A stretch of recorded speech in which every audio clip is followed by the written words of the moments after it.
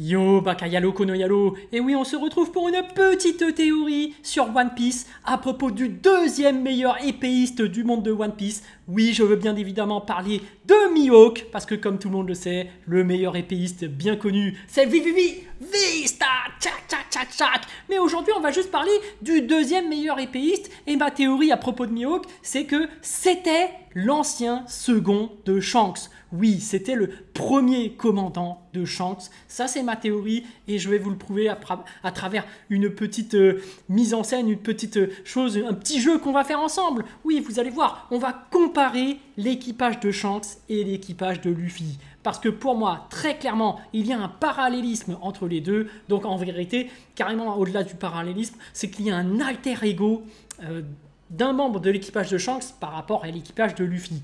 Donc les amis, on va faire ce petit jeu tous ensemble et vous allez voir que pour moi, Mihawk, c'est le second de Shanks et qu'il équivaudra à Zoro, évidemment. Donc voilà les amis, hop, petit jeu. Donc voilà, j'ai récupéré tous les personnages. Oui, j'ai récupéré tous les personnages de One Piece, donc de l'équipage de Shanks qui sont là. Et ceux de Luffy qui sont là. Et donc ce qu'on peut voir, c'est que je les ai pris sur Wikipédia, hein, j'ai repris exactement les mêmes. Et ce qu'on peut voir, c'est qu'il y a vraiment un alter ego à chaque fois et on va faire le lien entre eux tous. Donc j'ai volontairement retiré Zoro parce que vous verrez qu'il manque quelqu'un et que forcément on va le lier à Mihawk, vous allez voir pourquoi. Donc dans un premier temps, on va regarder les caractéristiques de chaque personnage et pourquoi il y a un alter ego. Regardez bien Shanks par rapport à Luffy. Déjà, ils ont à peu près la même forme de coupe de cheveux et de tête, donc elle est assez ronde. Et en plus, ils ont comme point commun une cicatrice. Donc très clairement, l'alter ego de Shanks, c'est Luffy. D'ailleurs, les deux sont capitaines de l'équipe, voilà. Les deux sont prêts à chercher le One Piece et c'est pour ça qu'il y a cette passation de flambeau du chapeau de paille. Donc comme je le rappelle, l'autre théorie c'est que le chapeau de paille ce sera forcément le One Piece parce que c'est le symbole du voyage, de l'enthousiasme, du rêve de faire le tour du monde, mais bref. Donc on peut voir que bon, Luffy, Shanks à peu près la même tête, forme de tête et en plus ils ont une cicatrice près de l'œil. Donc allez, on va les mettre alter ego. Pour moi, Ben Beckman, et là ça va vous surprendre tous, c'est que son alter ego, en fait, c'est Sanji. Parce que regardez bien, les deux sont toujours avec une cigarette, donc ils ont ce côté badass. Bon là, sur la photo de Wikipédia, Sanji il rigolait, mais quand il blague pas, il est en mode badass. Il fume sa clope, il est là, il blague pas. Et puis voilà, t'as ce petit côté identique. Ce côté, voilà, fumeur badass, et puis bon... Voilà, pour moi, c'est pour ça que Ben Beckman, en fait, c'est le troisième de l'équipage de Shanks. Donc c'est pour ça que moi, je le mettrais alter ego de Sanji. En plus, les deux sont les plus intelligents. C'est ça la capacité particulière de Ben Beckman. C'est qu'il est super intelligent et que Sanji, c'est celui qui est super intelligent dans l'équipage de Luffy. On rappelle ce qu'il avait fait dans l'arc de... quand il était en Mr. One, mince, comment on dit ça Enfin bref, il fait souvent bande à part et il sauve souvent tout l'équipage parce qu'il est quand même un peu plus malin que les autres, je trouve. Donc Sanji, équivalent à Ben Beckman. C'était quand il était Mr. Casino. Non, je sais plus comment il s'appelait à ce moment-là. Mince. C'était dans l'arc où il y a Vivi là, et Crocodile. Et il était trop badass. Il avait sorti Mr. Casino. Non, c'est plus... Enfin bref, je me rappelle plus. Si vous vous rappelez, dites-moi en commentaire. Voilà. Donc j'ai pas revu plusieurs fois. Hein. Moi j'ai vu une fois One Piece. Chopper, son alter ego pour moi c'est Lucky Roux parce que c'est un peu la mascotte de l'équipage. Quand tu vois l'équipage de Shanks, tu vois tout de suite Lucky Roux. Tu vois, c'est lui la mascotte de l'équipage de Shanks. Et Chopper, forcément, c'est la mascotte de l'équipage de Luffy. Donc on va les mettre côte à côte. Voilà. Bon, Usopp, évidemment, l'alter ego, c'est Yasop, hein, c'est son père, forcément. Nami, alors, bizarrement, je sais pas pourquoi, peut-être que c'est au niveau de son nez, je trouve qu'elle a beaucoup de similitudes par rapport à Rockstar. Je sais pas pourquoi, moi je trouve qu'ils se ressemblent vraiment beaucoup.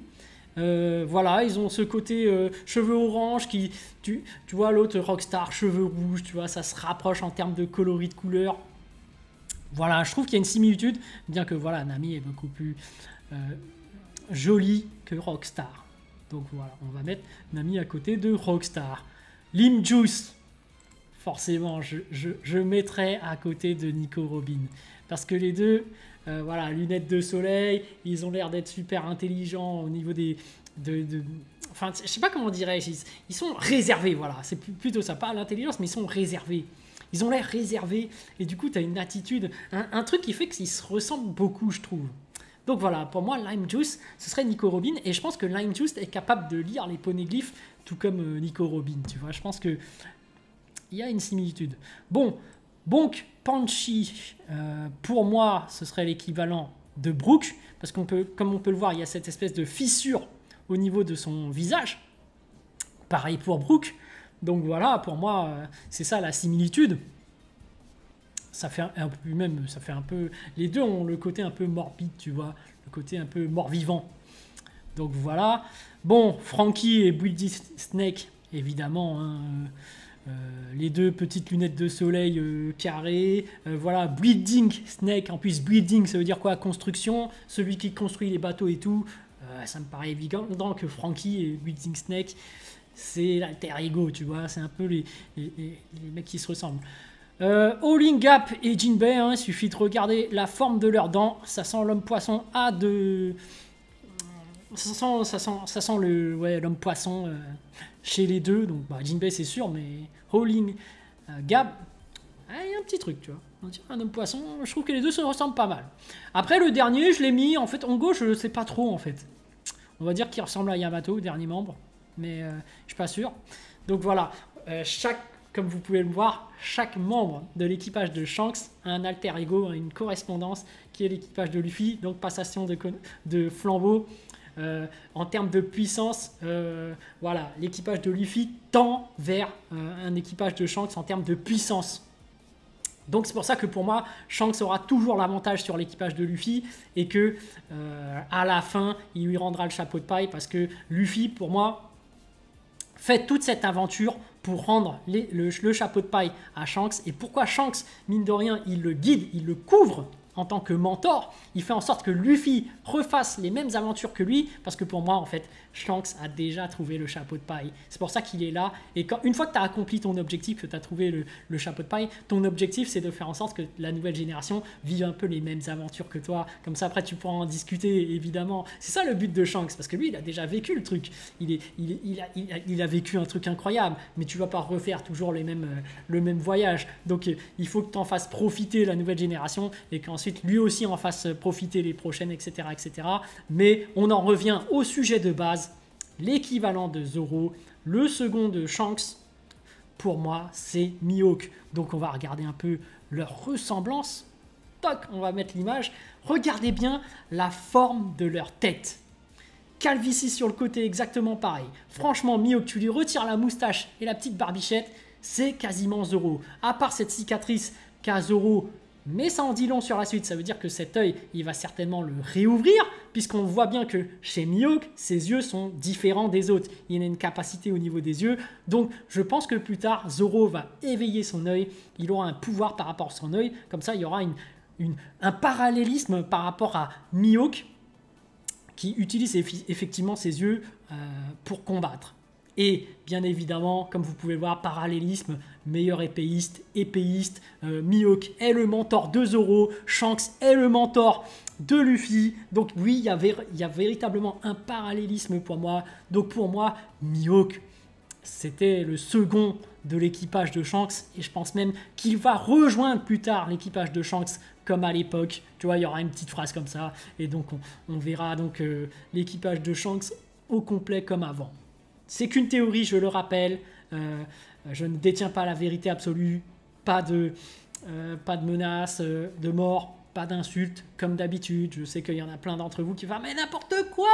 Mais c'est Ben Beckman le second !» Ce n'est qu'une théorie. Ce n'est qu'une théorie, les amis, on se calme. Voilà. J'espère que ma vidéo vous a plu. Dites-moi en commentaire ce que vous en pensez. Mais voilà, je vous dis donc à plus dans le bus, ou plutôt à plus tard dans le car.